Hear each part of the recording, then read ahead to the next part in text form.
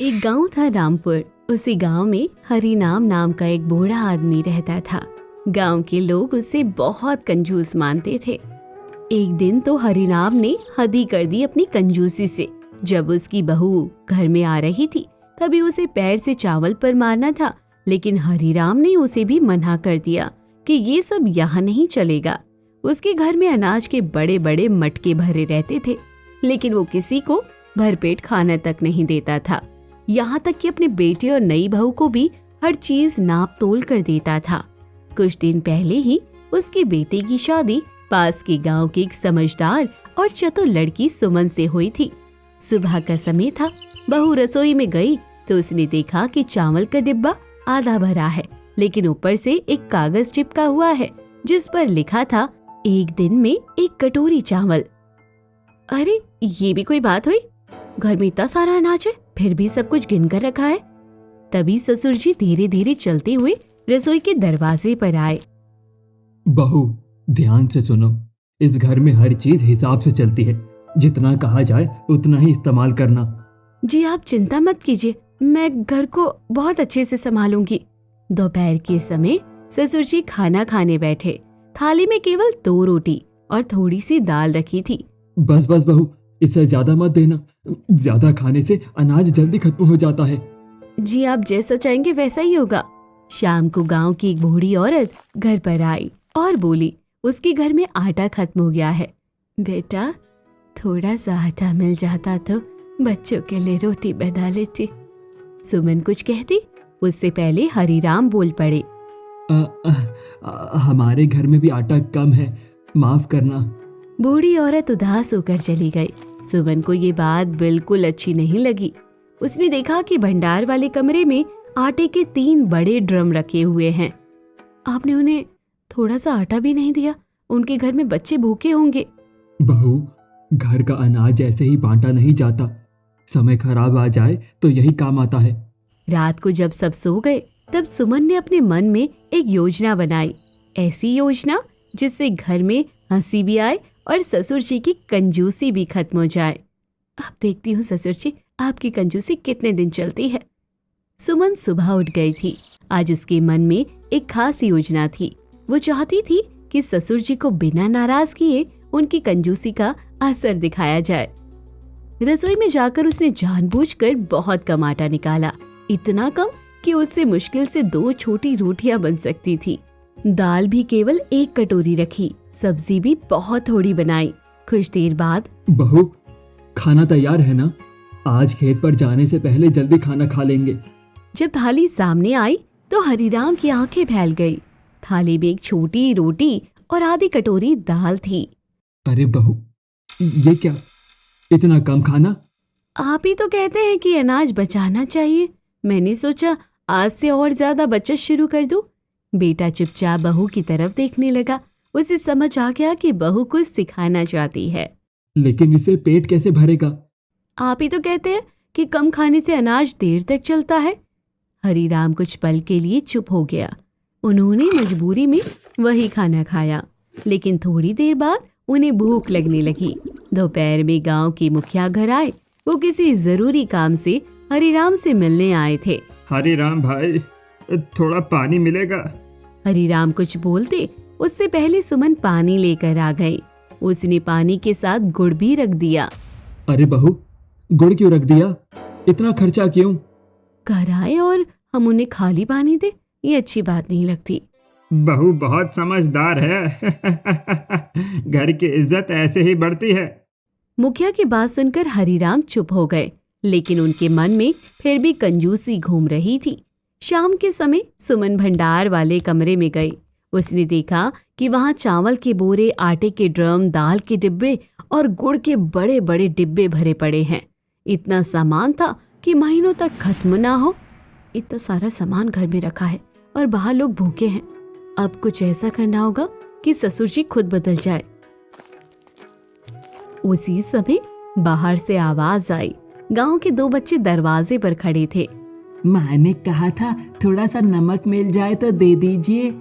सुमन नमक देने लगी, तभी हरिराम फिर आ गए। इतनी बार लोग कुछ न कुछ लेने आते ही रहते हैं। जी आप सही कह रहे हैं। लेकिन थोड़ा सा नमक देने से हमारा क्या कम होगा? बच्चे चुपचाप खड़े थे। सुमन ने उन्हें नमक दिया। धन्यवाद चाची जी। बच्चों के जाते ही हरिराम ने नाराज होकर बहू की तरफ देखा। बहू, ऐसे देने से लोग आदत बना लेते हैं। आदत दया की हो तो अच्छी होती है, कंजूसी की आदत कभी कभी घर की खुशी भी छीन लेती है।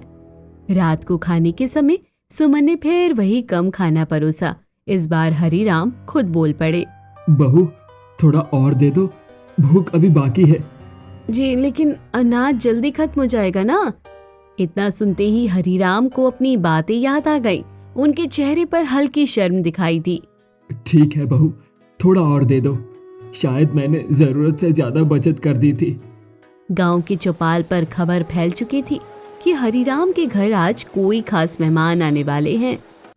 सुमन ने ये बात जानबूझकर 2-3 औरतों के सामने कही थी ताकि बात पूरे गांव में फैल जाए। उसकी योजना का अगला हिस्सा शुरू हो चुका था। सुबह ससुर जी आंगन में बैठे पैसे गिन रहे थे। उनके सामने एक पुरानी लोहे की डिब्बी रखी थी जिसमें सिक्के और नोट भरे हुए थे। बहू, ध्यान रखना, आज कोई घर पर आ जाए तो कहना मैं बाहर गया हूँ। मेहमान आएंगे तो खर्चा बढ़ेगा। जी, आप चिंता मत कीजिए, मैं सब संभाल लूंगी। थोड़ी देर बाद गांव के पंडित जी, मुखिया और 2 पड़ोसी घर आ पहुंचे। सब लोग हंसते मुस्कुराते आंगन में बैठ गए। अरे हरिराम भाई, सुना है आज आपके घर कोई शुभ काम है, हैं? ये शुभ काम? कौन सा शुभ काम? हरिराम हैरान होकर बहू की तरफ देखने लगे। जी, मैंने सोचा घर में सबका आशीर्वाद होना चाहिए, इसलिए मैंने गांव के सम्मानित लोगों को बुलवा लिया। लेकिन किस लिए? आपके दान और उदारता की चर्चा पूरे गांव में होनी चाहिए। दान, उदारता, ये क्या कह रही हो बहू तुम? हरिराम भाई, बहू तो आपकी बहुत तारीफ कर रही थी। कह रही थी कि आप गांव के गरीबों की मदद करना चाहते हैं। हरिराम कुछ नहीं बोल पाए। उन्हें समझ नहीं आ रहा था कि बहू ने ये क्या कर दिया। सुमन तुरंत अंदर गई और एक थाली में गुड़, चना और पानी लेकर आई। आप सब पहले कुछ ग्रहण कीजिए, फिर ससुर जी अपने विचार बताएंगे। हरिराम मन ही मन सोचने लगे, अगर अब मना किया तो सबके सामने बदनामी होगी। जी हाँ मदद तो करनी चाहिए, सही बात है। ये सुनते ही सब लोग खुश हो गए। वाह हरिराम जी वाह, आज आपकी सोच देखकर मन प्रसन्न हो गया। सुमन ने बात को और आगे बढ़ाया। मैंने सोचा कि घर के भंडार से थोड़ा अनाज गांव के जरूरतमंद लोगों को बांटा जाए। आपकी यही इच्छा है ना? जी हाँ बिल्कुल। मुखिया ने तुरंत बाहर खड़े 2 गरीब परिवारों को बुलाया। कुछ ही देर में आंगन में 4-5 लोग आ गए। भगवान आपका भला करे, बच्चे 2 दिन से अच्छे से नहीं खाए हैं। ये सुनकर सुमन ने भंडार वाले कमरे से आटा और चावल निकलवाया। ये लीजिए, और किसी चीज की जरूरत हो तो बताइए। हरिराम चुपचाप देखते रहे। उनके मन में हिसाब किताब चल रहा था, लेकिन जब उन लोगों के चेहरे पर खुशी देखी तो वो पहली बार शांत हो गए। हरिराम जी, आप बहुत अच्छे इंसान हैं। सब लोग जाने लगे तो मुखिया ने जाते जाते कहा, आज आपने गांव में मिसाल कायम की है। सबके जाने के बाद हरिराम ने बहू को बुलाया। बहू, तुमने तो आज मुझे बहुत मुश्किल में डाल दिया। जी, मैंने तो वही किया जो एक बड़े दिल वाले घर में होना चाहिए। लेकिन इतना अनाज बांट दिया। आपने देखा ना, सबके चेहरे पर कितनी खुशी थी। उनकी दुआ किसी भी धन से बड़ी होती है। आज पहली बार लगा कि शायद तुम ठीक कहती हो। सुबह बहू रसोई में गई तो उसने देखा कि ससुर जी फिर से चावल की माप वाली कटोरी हाथ में लिए खड़े हैं। बहू, आज चावल थोड़ा कम बनाना, कल बहुत खर्चा हो गया। जी, जैसा आप कहेंगे वैसा ही होगा। सुमन ने मन ही मन सोचा कि आज एक और मजेदार तरीका अपनाना होगा। दोपहर के समय हरिराम खेत से लौटे। उन्हें बहुत भूख लगी थी। उन्होंने सोचा कि आज अच्छा खाना मिलेगा। जब वो रसोई में पहुंचे तो देखा कि थाली में केवल 1 रोटी और थोड़ी सी सब्जी रखी है, साथ में एक छोटी सी कटोरी दही की। अरे बहू, आज फिर इतना कम खाना? जी, मैंने सोचा कल आपने कहा था ना खर्चा ज्यादा हो गया, इसलिए आज बचत और बढ़ा दी।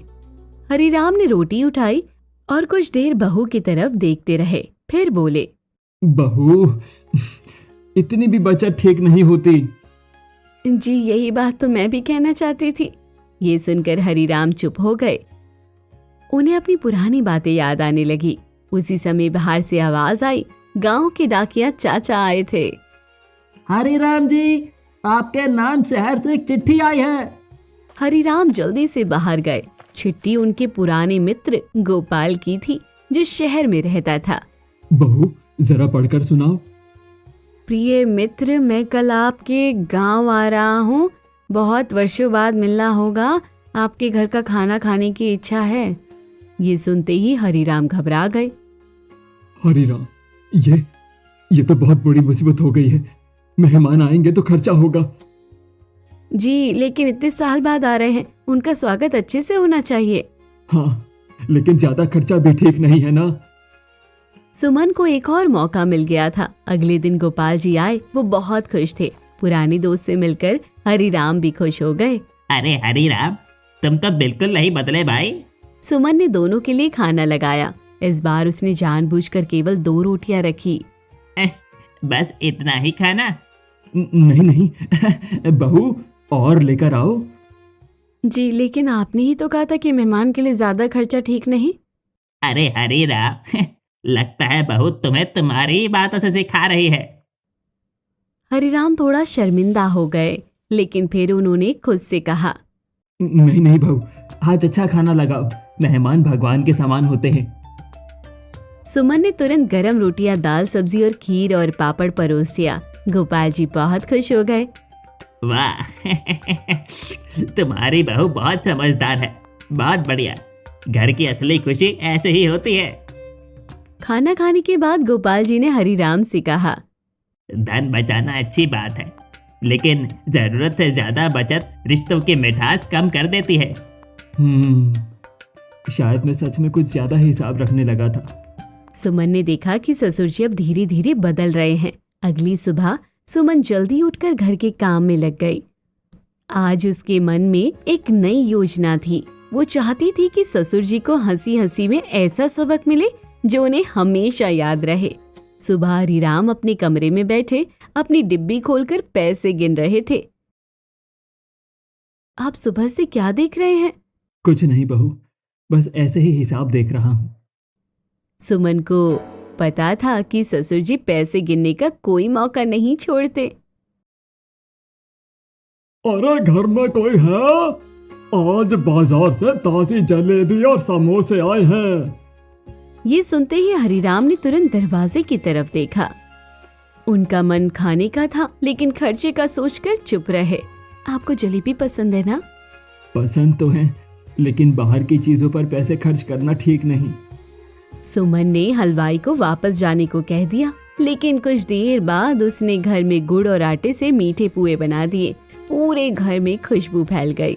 हरीराम अपने कमरे से बाहर आए और खुशबू सूंघते हुए रसोई तक पहुंच गए। बहू, ये क्या बन रहा है? बहुत अच्छी खुशबू आ रही है। आहा। जी मैंने सोचा था घर में मीठा बन जाए। कई दिनों से किसी ने मन का कुछ नहीं खाया। हरीराम के चेहरे पर हल्की मुस्कान आ गई। ठीक किया, घर में कभी कभी मीठा बनना चाहिए। जी ठीक वैसे ही जैसे घर में थोड़ा खर्च भी होना चाहिए। अच्छा बहू, तुम हर बात में मुझे घुमा देती हो। क्या बात है? दोपहर को गांव के कुछ बच्चे घर के बाहर खेल रहे थे। उनमें से एक बच्चा गिर गया और रोने लगा। सुमन दौड़कर बाहर गई और उसे पानी दिया। चाची जी, बहुत भूख लगी है। सुमन उसे अंदर लाई और पुए खिलाए। बाकी बच्चों को भी बुला लिया। कुछ ही देर में आंगन बच्चों की हंसी से भर गया।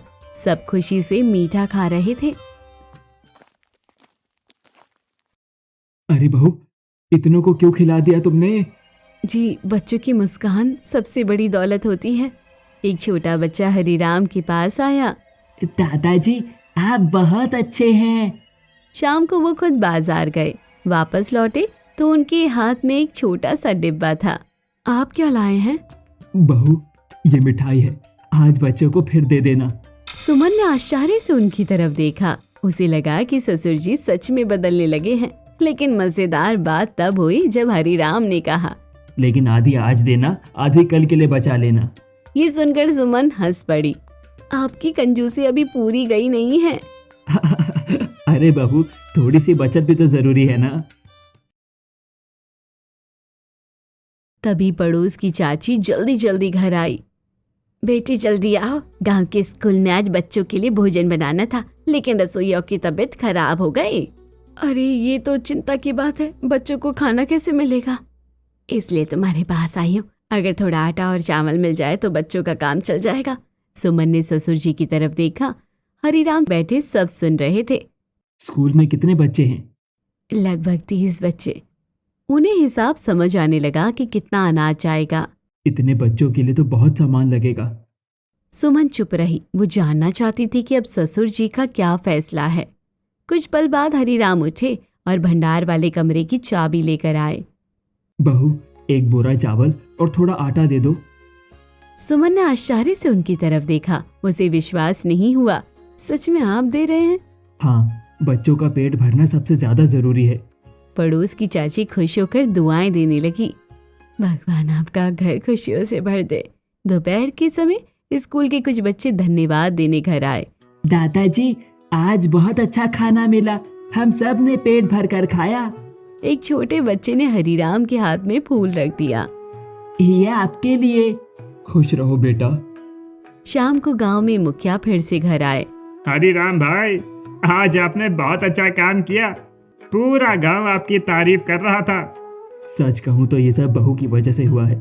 इसने मुझे बहुत कुछ समझाया है। मैंने तो बस वही कहा जो सही लग। रात को खाना खाते समय हरिराम खुद बोले, बहू आज खाना थोड़ा ज्यादा बनाना, कल कुछ बच्चे घर भी आएंगे तो उन्हें भी खिला देंगे। अगले दिन घर में एक ऐसा मेहमान आने वाला था जो ससुर जी की पुरानी कंजूसी का राज सबके सामने खोल देता। अगली सुबह सुमन रसोई में नाश्ता बना रही थी और हरिराम आंगन में बैठे चाय पी रहे थे। तभी बाहर से एक तेज आवाज आई। अरे हरिराम भाई, पहचाना मुझे? दरवाजे पर एक आदमी खड़ा था। उसका नाम बनवारी था। वो हरिराम का पुराना दोस्त था जो कई साल बाद गांव लौटा था। अरे बनवारी आप इतने साल बाद। सुमन ने आदर से उन्हें अंदर बुलाया। आइए, आप अंदर बैठिए, मैं अभी चाय और नाश्ता लेकर आती हूँ। कुछ देर बाद सुमन गरम चाय, पकौड़ी और मिठाई लेकर आई। वाह वाह वाह, आपने तो स्वागत ही शानदार कर दिया हमारा। लेकिन तभी बनवारी हंसते हुए पुरानी बात छेड़ बैठे। याद है हरिराम, एक बार मैं आपके घर आया था और आपने आधा लड्डू 2 टुकड़ों में बांट कर खिलाया था। ये सुनते ही सुमन अपनी हंसी रोक नहीं पाई। हरिराम थोड़ा शर्मिंदा हो गए। हाँ, अरे वो पुरानी बातें हैं यार। पुरानी बात? अरे भाई, पूरे गांव में आपकी कंजूसी की कहानी मशहूर थी। ये सुनकर आंगन में जोर की हंसी गूंज उठी। हरिराम भी अब हंसने लगे। मजेदार क्या? एक बार इन्होंने अपने खेत के आम गिन कर रखे थे और जब एक आम कम निकला तो पूरे घर की तलाशी ली थी। हाँ, ठीक है, अब पुरानी बातें छोड़ो ना। लेकिन अब लगता है कि तुम बदल गए हो। घर का माहौल देखकर अच्छा लगा। हाँ, इसका पूरा श्रेय बहू को जाता है। दोपहर को बनवारी ने कहा कि वो शाम तक रुकेंगे। सुमन ने उनके लिए खास खाना बनाया। पूरी, आलू की दाल, सब्जी और खीर। वाह, मजा आ गया। आप तो सच में, तुम्हारे घर का रंग ही बदल गया है भाई। खाना खाते समय बनवारी ने मजाक में कहा। अच्छा हरिराम, आज गिनकर पूरी तो नहीं दोगे ना? है? ये सुनते ही सबकी हंसी छूट गई। अरे नहीं भाई, आज जितना मन करे उतना खाइए। शाम को बनवारी जाने लगे तो उन्होंने हरिराम से कहा, अच्छा दोस्त, धन जमा करना अच्छी बात है, लेकिन घर की खुशी और लोगों की दुआ उससे बड़ी होती है। हाँ, सही कहा। अब ये बात मैं समझ चुका हूँ। बहू, मैंने जीवन भर सिर्फ जोड़ना सीखा, लेकिन तुमने मुझे बांटना सिखाया है। घर तभी घर बनता है जब उसमें खुशी और अपनापन हो। सुमन तुरंत बाहर आ गई। वहां पता चला कि पड़ोसी रामदीन चाचा की गाय अचानक बीमार हो गई थी। गांव में गाय को परिवार का हिस्सा माना जाता था। पूरा घर परेशान था। बेटी, समझ नहीं आ रहा कि क्या करे। वैद्य जी ने दवा लिखी है, लेकिन पैसे कम पड़ रहे हैं। ये सुनते ही सुमन ने ससुर जी की तरफ देखा। हरिराम दरवाजे पर खड़े सब सुन रहे थे। आप कुछ कहिए, इनकी मदद करनी चाहिए। रामदीन, कितने पैसे कम पड़ रहे हैं? लगभग 200 रुपए। हरिराम तुरंत अंदर आए, अपनी लोहे की डिब्बी खोली और पैसे लेकर आए। ये लीजिए, पहले गाय का इलाज करवाइए। आपका यह उपकार मैं कभी नहीं भूलूंगा। ये उपकार नहीं, पड़ोसी का फर्ज है। दोपहर तक खबर आई कि दवा से गाय की हालत सुधर गई। शाम को गांव की चौपाल पर इस बात की चर्चा होने लगी। हरिराम अब पहले जैसे नहीं रहे। लोग उनकी तारीफ करने लगे। सच कहूँ तो हरिराम भाई, अब गांव के सबसे समझदार लोगों में गिने जाएंगे। हाँ, ये सुनकर हरिराम को अंदर से बहुत अच्छा लगा। उन्हें पहली बार एहसास हुआ कि लोगों का सम्मान पैसों से बड़ा होता है।